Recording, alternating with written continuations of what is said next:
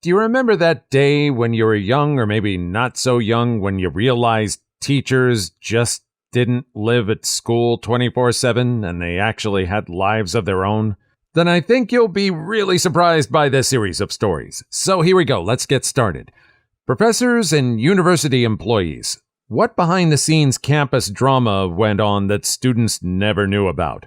Story 1. In our chemistry department a few years back, a grad student who was failing started poisoning another graduate student they worked with closely by putting carcinogens in their food and drinks. Colorless, odorless, flavorless, thanks to his chemistry knowledge.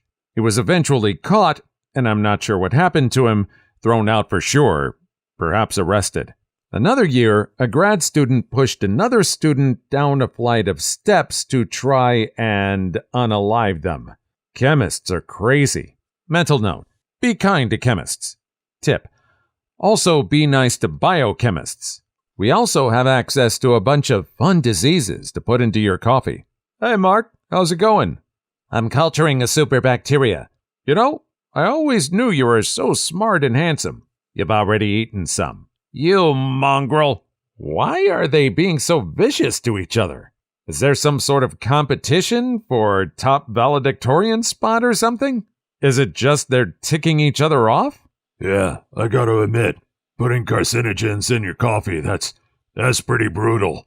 Story 2. 2 professors arrested for crystal production, one for unaliving his wife with lab supplies, another stepped down quietly for embezzlement. And that's how we replaced half our chemistry department in a year. I'm noticing a trend between chemistry and unaliving in this post. We're insane. I saw in an email a few weeks ago that a graduate student out west was trying to poison his roommate with thallium. We're insane. Backs away slowly. All right, so Breaking Bad actually attempted to exist in real life. Boy, that's reassuring. I think that also speaks to how poor our healthcare system is in the United States. Also, embezzlement? Was this guy just not getting the big bucks he was so promised by everyone around him in biochemistry? Story 3. A professor was hired to start a research center/institute, got paid a lot of money, and came in with tenure. It was absolutely weird to begin with. But as time went on, it became apparent that he wasted all the funds intended for starting the center. Nothing was happening, but the accounts were diminishing. The whistleblower hotline was provided with a bunch of data that strongly suggested he was funneling a lot of that money to a company owned in part by his brother, in addition to a lot of blatant and casual misuse of funds, buying personal and convenience stuff for himself and staff. Things started heating up, and they called him in for a hearing about it. The very next day, we found an indignant letter announcing his resignation and accusing the entire department and college of unethical behavior slipped under the door. He skipped out in the middle of the night, leaving a big pile of deliberately damaged equipment in his office. The university didn't pursue him.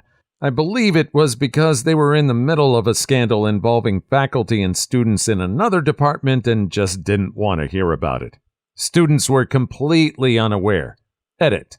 Neglected to mention that the other department's scandal revolved around alleged faculty misconduct with minors off campus. Did he find another job? I'm guessing he didn't ask anyone to write him recommendations. At his brother's company, maybe? Could be a good gig. I hear that company's quarterly numbers were way up. That sounds like something that was just way too big to be not discovered by students. I mean, did they announce this research center? Did anyone even question why there was no action happening on it for all this time? And what about when the guy left? Were there any other accusations or any other questions then? Story 4. In the English department, one of the professors got arrested for domestic violence, divorced his wife, then got another English professor pregnant and eventually married her. And they all saw each other at department meetings. Super awkward. Edit to clarify. The husband and original wife were both professors. He had an affair with another English professor. Wife found out and there was a major fight. Cops were called. He was arrested for domestic violence, but I believe the charges were dropped. He filed for divorce, moved in with the other professor, got her pregnant, and he and the ex were still fighting over child support and alimony when I left. I was the pregnant professor's teacher's assistant, but I was definitely team original wife. Either this is a coincidence or we went to the same school. It would be super messed up if you went to different schools. I worked for universities for about 13 years. It would not be at all unlikely.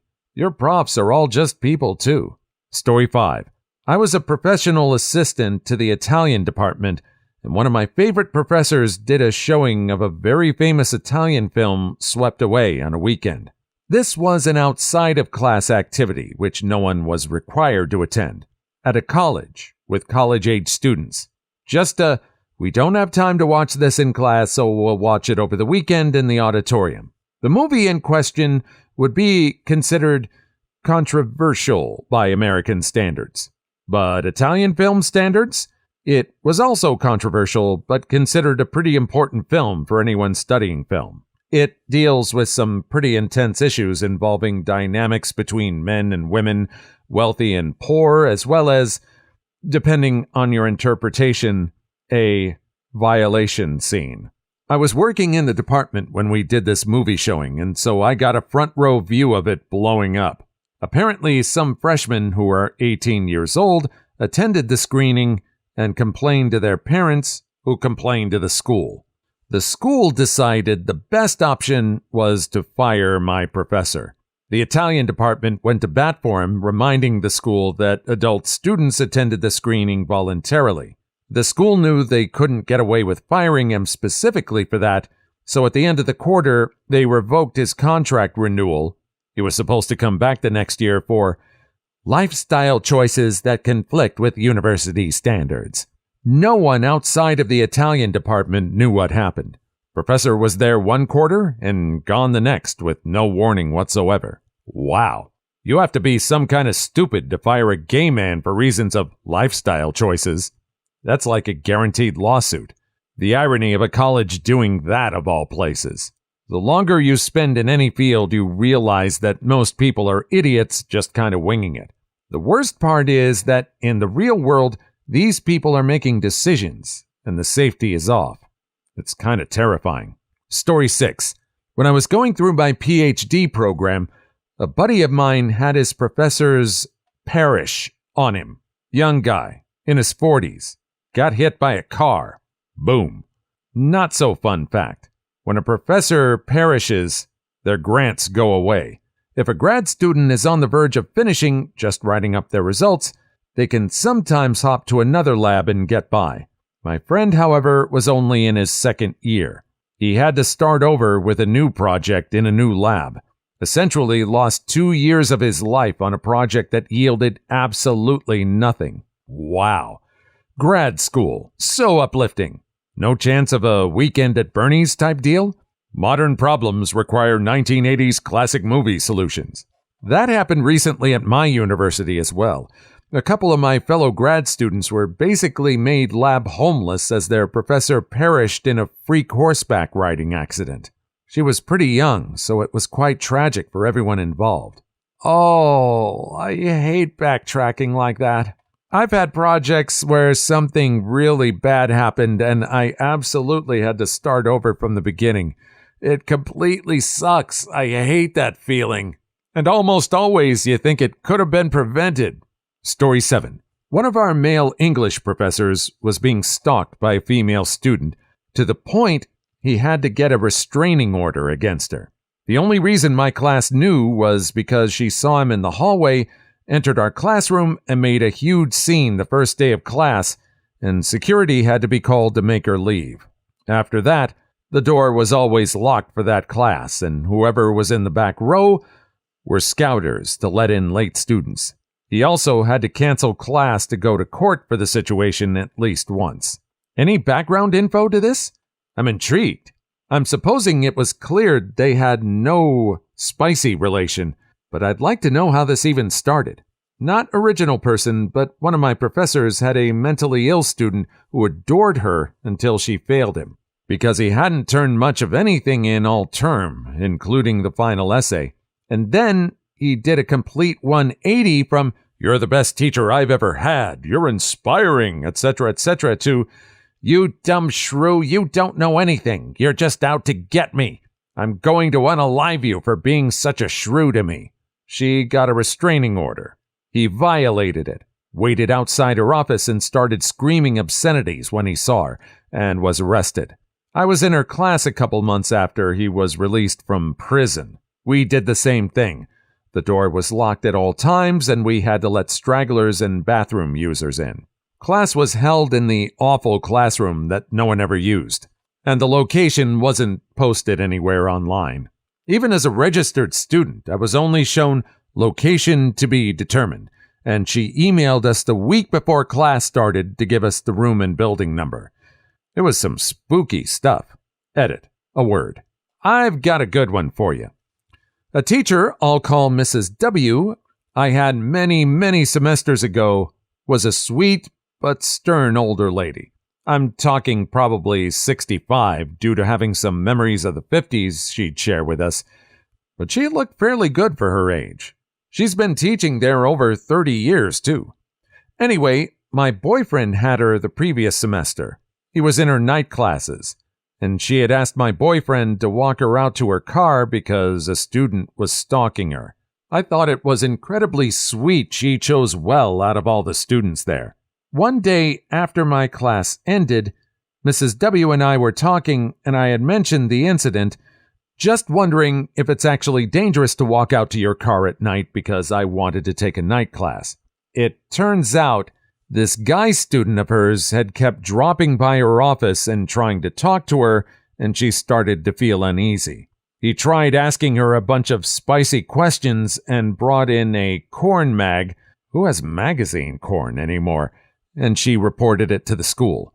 He tried telling her he loved her, though they had no friendship or connection, as her class wasn't designed to be that way at all, and she was extremely professional and old-fashioned. She acted terrified when she was telling me this. The student shot himself about a month after the incident. Story 8. Our heads of department or course directors would purposely keep dragging students, the act of pulling a student through their studies, even though they'd fail most classes. They'd purposely grade the student just above a pass, even though the content of work was astonishingly bad, because if they left or dropped out, it'd look bad on their course's stats and dropout rate. Not to mention the university not getting the student loan money. From there, of course, statistics would be ridiculously high for that particular degree, so they'd then sell this to prospective students and parents. This is currently still going on. Source. I'm a lecturer at a university, and yes, it disgusts me. Edit. I'm a UK-based lecturer, not from the US. I bet this hits close to home at a lot of places. Any ideas for a way out? Raise standards, but do it extra nicely? It really does on multiple levels. It's across multiple courses, so that's tough. I've even sat in on joint marketing, seen a student's work is really bad, and another member of staff saying, "Oh, we can't mark them too harshly, it'll look bad on our statistics." Makes me sick because it felt like it's just a numbers game to them and not the education, which is why I love to teach. I think having external markers come in to check work and actual academic marking would help dramatically because they could go to independent bodies to say there's tampering going on, etc., but the university won't allow it because they're wanting to save money, which is, of course, above my pay grade. It's a tough situation all around. Sadly, the norm. I worked in an institute that at the end of the year, the head was calling students who hadn't been in over 6 months, telling them to come in to complete their qualification. Higher pass rates equals maintain government funding. They also claimed at graduation that 90% of students ended up working in the industry or going on to further education. The number was more like 5%. Story 9. Currently, it's that head of one of our research institutes and a few of his colleagues somehow awarded themselves about $1 million each as a bonus. In my country, it takes about 70 years of work on average salary to get that money. Also, the same prof possibly forged some data and paper 10 years ago. Who knows how it's going to end, but sure most dirt is being pulled on other people as well. Edit. I'm not disclosing my location nor the names because it's still being investigated. Also, to clear some possible confusion, A. The money stuff is a rumor I heard from multiple sources. They don't know each other. Likely nothing illegal here. No fraud or theft or whatever. They probably just get the money as an end-of-year bonus they awarded themselves. B. The paper is real deal at the moment and is being investigated by an ethics committee. C. I'm not personally involved in any of this. I'm at a different department.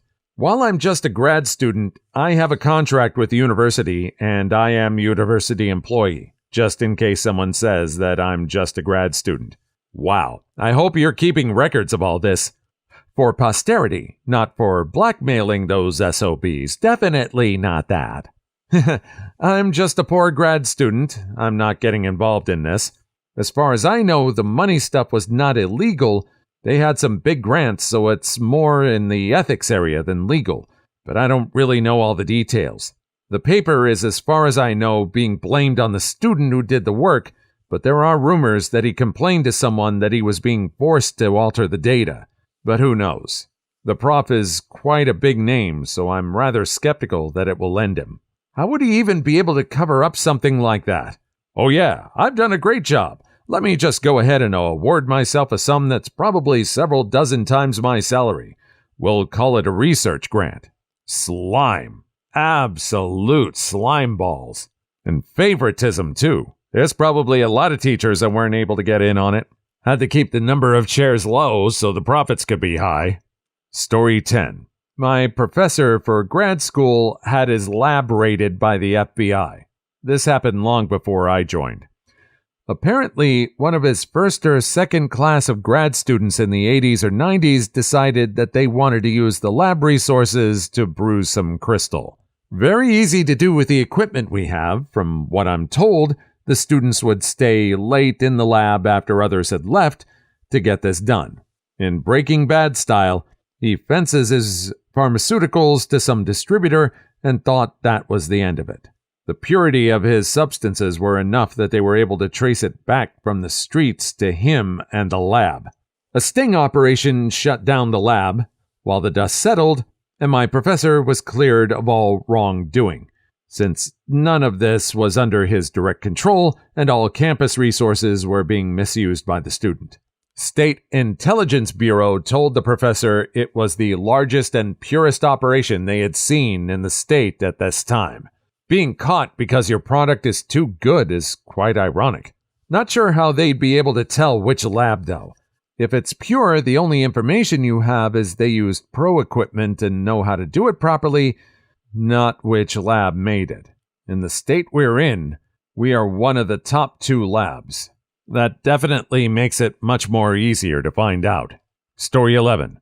Prominent professor was sleeping with his students. Actually, he met his wife that way, and they had a huge issue with dating other students after getting married. Lawsuits were threatened. He resigned and moved 3,000.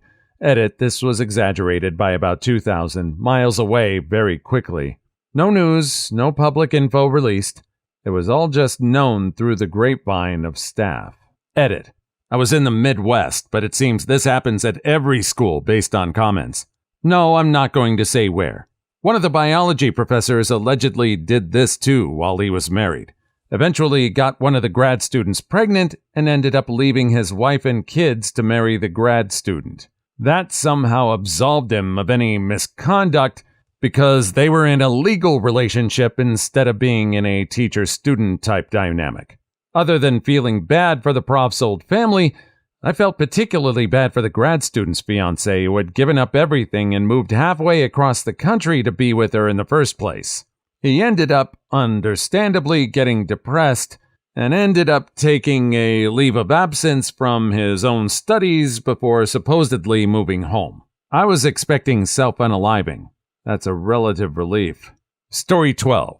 You mean, aside from the normal infighting between factions, character assassination carried out in formal language at review, promotion, tenure committee meetings, grad students poaching, crying, running to the dean, etc.? This makes me want a Veep meets Game of Thrones show about a university faculty. I think that the stakes are small enough that it might feel like a tiny bit sad. Edit. Yep, seen The Office, seen Parks and Rec. There are no stakes so small that somebody won't lose their stuff over it. Yeah, I guess things are tough all over. Everybody's got drama in some form of another. So they just end up taking a beating over some outdated equipment? Well, that's probably just one example. I'd probably be more interested in the infighting and what all that was about. Story 13. I think students would be surprised just how much drama happens. I'm talking everything from major drama like lawsuits that universities have kept quiet, or EO complaints to colleagues complaining at each other because one thought the other rolled her eyes at the other one. I just went to a faculty meeting that was so tense and angry that I legitimately wanted to leave the room, and it was over a small wording difference of opinion in a policy that literally does not matter because it's departmental and not university-wide, so it's going to get struck down anyway. Anyway, sometimes I'm happy to go to class or meet with students in my office because that's the fun part of the job, and usually drama-free until the last week of classes when everyone starts hustling for higher grade. Having peeked behind the scenes as college staff, I was definitely shocked at how much drama there is. It amazed me that professors that I had once taken classes with and respected could act worse than high school students. The level of jealousy, resentment, backstabbing, and outright lying/deceit are absurd. My daddy had a strategy to get out of faculty meetings quickly. Bring a pizza and load it up with raw onions. Combine it with cigarette breath, this was the 70s and 80s, and everyone will want to get it over with as quickly as possible. Schedule a meeting at the end of the day on Fridays and make sure there are no chairs in the room, standing room only. Meetings will be real quick. Story 14. Night shift janitor made some really good moonshine. Some of the professors and grad students would leave cash in our top desk drawers when we left work, and the next day, a mason jar of handmade shine would be waiting there. He's since moved on from that department, but was good people.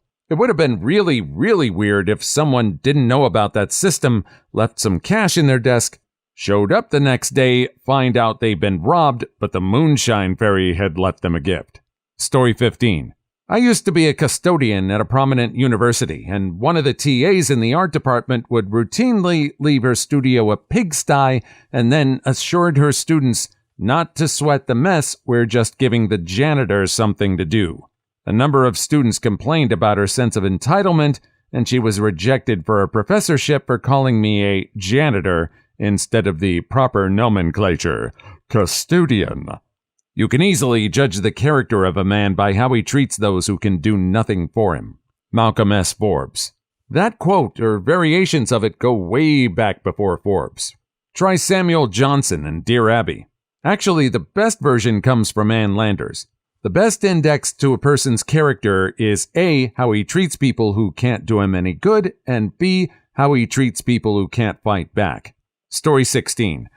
I worked at a large university, and right before I started, the longtime dean of the school went on sabbatical. I didn't think anything of it until 2 months later when I found out that the university forced him to take time off because he blew almost all of the students' budget on fancy dinners with donors. We're talking like $1,000 plus on alcohol-heavy meals. Showed up to official university events high off Peruvian marching powder, and kept a second admin assistant as essentially his play slave. He had a private bathroom with a shower installed in his office. He sent the school into a major budget crisis and was a PR disaster waiting to happen. It was a huge mess. The acting dean who stepped in got a lot of flack for how much damage control she had to do. Ultimately, he returned a few years later just as a part-time faculty member, but still totally wild. Wacky dust and spicy slaves for the college dean?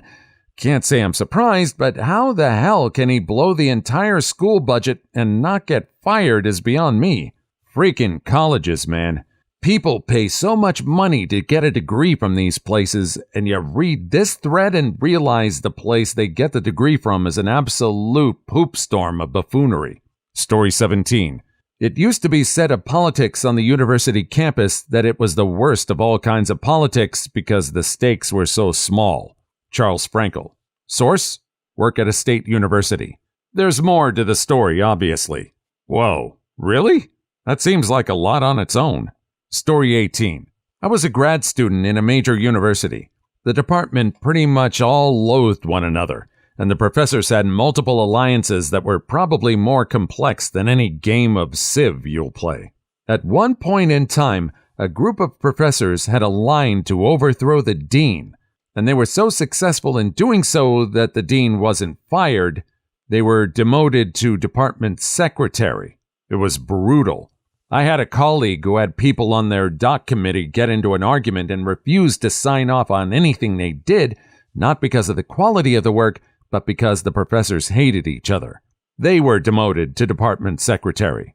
Did they proceed to give the former dean lots of meaningless tasks to do? What prompted the overthrow? The dean was moving the department in a new direction, which means trying to toss out some of the older faculty. Older faculty didn't enjoy the pressure and revolted, with the apparent catalyst being the dean giving a handout during the meeting of all the older faculty salaries with a "this is what we could save" speech. They stuck around as secretary for maybe a year. I don't know if they were given lots of requests or not. They were pretty much persona non grata to most of the department after that. Even their allies. Probably more complex than any game of Civ you'll play. This has been true of every large department I've ever dealt with. Story 19. Worked for a prominent university in Japan. My Japanese colleagues tend to follow all rules very strictly and blindly follow manuals. One day, an American professor had to rush to the U.S. to see his perishing mother. The staff members of class operations called him as he was grieving, asking him to still teach classes and review reports. Obviously, the lack of empathy and inflexibility led the professor to take his bags and work for another school. Students never knew the true reason why he stopped teaching. I was kept from saying goodbye to my Korean children in an English hagwon years ago, after I was fired for a serious kidney disease requiring hospitalization. I made signs saying goodbye and held them up across the street as they left the building. I didn't care. I was not letting 10-year-olds think I didn't like them anymore and just walked out of there without saying much about how much they meant to me. I also very quickly ran into the kindergarten to tell them I was going back to America, and I would never forget them. My boss was a shrew who wanted to drag me out of the local hospital while I was hooked up to an IV.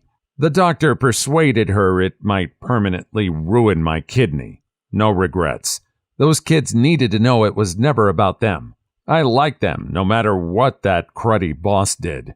Story 20. Graduate students are treated like trash.